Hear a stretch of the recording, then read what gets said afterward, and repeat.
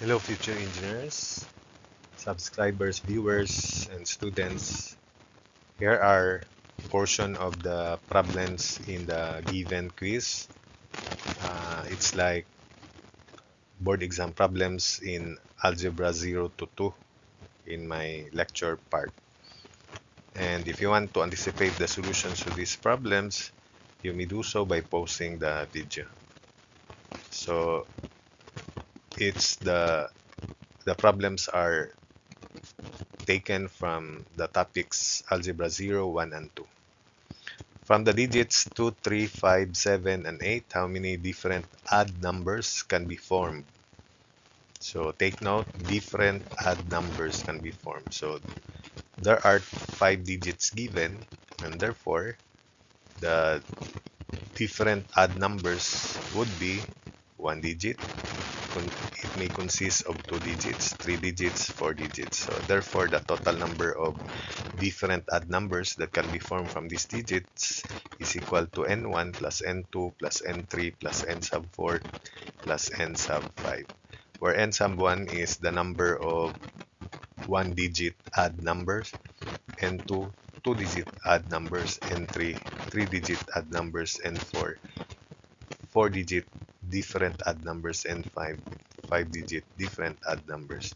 So from the given digits, there are 3, 5, 7, so 3 uh, odd digits. Therefore, n1 is 3. If it is a 2-digit odd number, then we can say that it is odd if the last digit is odd. So we fill up first the last digit. Let's do this horizontal bar, 2 bars, then apply the fundamental principle of counting. So we assign an odd number here. There are 3 possibilities or 3 ways, 3, 5, and 7, but only one is assigned here. But there are 3 ways to assign a digit, an odd digit here. Then after assigning a digit here, there will be 4 digits left, and there are 4 ways to assign a digit in this position. So 4 times 3 is equal to 12. If it is a 3-digit odd integer, different odd integer, then again the last digit should be filled up first. There are 3 ways to assign an odd digit here, from 3, 5, and 7. 4 left, then 3 left. So 4 times 3 times 3, that would be 36. Then if it is a 4-digit odd number, we draw 4 bars. So assign a digit here, an odd digit here. There are 3 ways. Then 4 here, 3, and 2 here. So 4 times 3 times 2 times 3, that would be 72. And lastly, if it is a 5-digit odd integer, then we draw 5 horizontal bars. And again, in this position, we can assign 3 odd integers here. So there are 3 ways to assign an odd digit here. Then 4 left, 3, 2, then 1 left. All the digits are placed. So that would also be 72 by fundamental principle of counting. Therefore, the total number of different odd integers would be 3 plus 12 plus 36 plus 72 plus 72. And that would be 195. Problem 2. In how many ways can 4 people seat themselves in 6 given seats? So that means we have to arrange 4 people from 6 given seats. So this is permutations of 6 people taken 4 at a time. So it is 6 permutation 4, and that is using the calculator, or if you use the formula, 6 factorial over quantity 6 minus 4 factorial, and that would be equal to 360. Problem 3. In how many ways can 4 pennies, 5 nickels, and 3 dimes be distributed among 12 children if each is to receive 1 coin. So take note that there are 12 all-in-all coins, 4 plus 5 plus 3, and we have things that are identical of the first kind, 4 pennies, another thing identical of a second kind, and third thing which are third things which are identical of a third kind, and the number of permutations for this case is given by n factorial, where n is 12 all over r1 factorial, r2 factorial, r3 factorial. Quantity r1 factorial times r sub 2 factorial times r sub 3 factorial. So therefore this is equal to 12. So P is number of pennies factorial, N is nickels, D is 4 dimes. So it is equal to 12 factorial all over 4 factorial times 5 factorial times 3 factorial, all in the denominator. So solving for N is equal to 27,720 ways.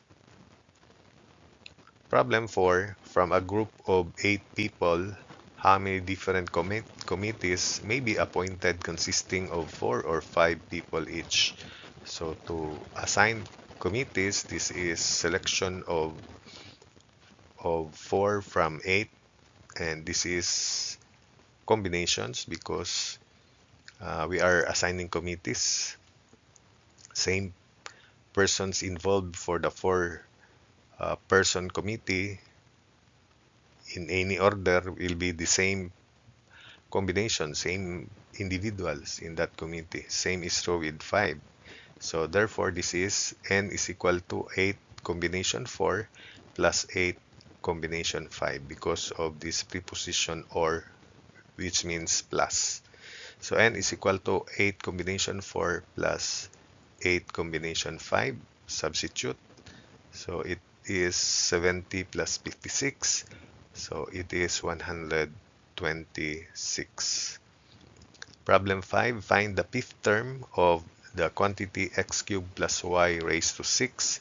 So the formula for the r term is n combination m, then quantity first term, which is x cubed here, raised to n minus m, then times quantity second term, which is y raised to m, where m is r minus 1. So fifth term minus 1, therefore m is 4. 5 minus 1 is 4. N is 6. And you may also use Pascal's triangle if you want, but I'll just use the direct formula, which I can remember because this is derived in the lecture part. So r term is NCM, then times first term raised to n minus m, second term raised to m. So n is 6, then m is 5 minus 1, which is 4, and r first term is x cubed, second term is y. Substitute. E sub 5 is 6 combination 4, x cubed quantity raised to 6 minus 4, y raised to 4. So 6 combination 4 is 15. Then we have x cubed quantity raised to 2. So that would be x to the 6 and y to the 4th. So the fifth term is 15x to the 6, y to the 4th. Problem 6. Find the degree of the middle term of quantity x squared minus y to the 4th quantity raised to 8. The first term is x squared, the second term is negative y to the 4th. Since n is 8, if we expand, we expect 9 terms, and therefore the middle term is the fifth term. So there are 9, so the fifth term is the middle term. Therefore, m from this same formula here is 5 minus 1, so it is still 4.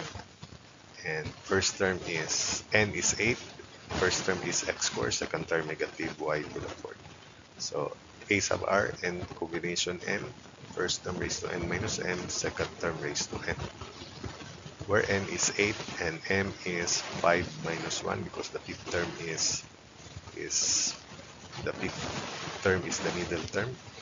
So 5 minus 1 is 4. So we first find this fifth term or the middle term, then from there we can see its degree. So a sub 5 equals 8 combination 4 x squared quantity raised to 8 minus 4, then negative y to the fourth raised to 4. Since the exponent of the second term is even, then negative raised to even is positive. That term is positive. So 8 combination 4 is equal to 70, then x to the 8. This is 8 minus 4, so 4. 2 times 4 is 8, then y to the 4 times 4, 16. Therefore, this is the fifth term or the middle term, and the degree is 8 plus 16, so it is 24.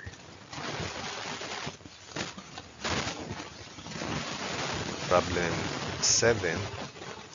Find the sum of all integral multiples of 3 between 7 and 829. So these integral multiples of 3 between these two numbers here would be in arithmetic progression.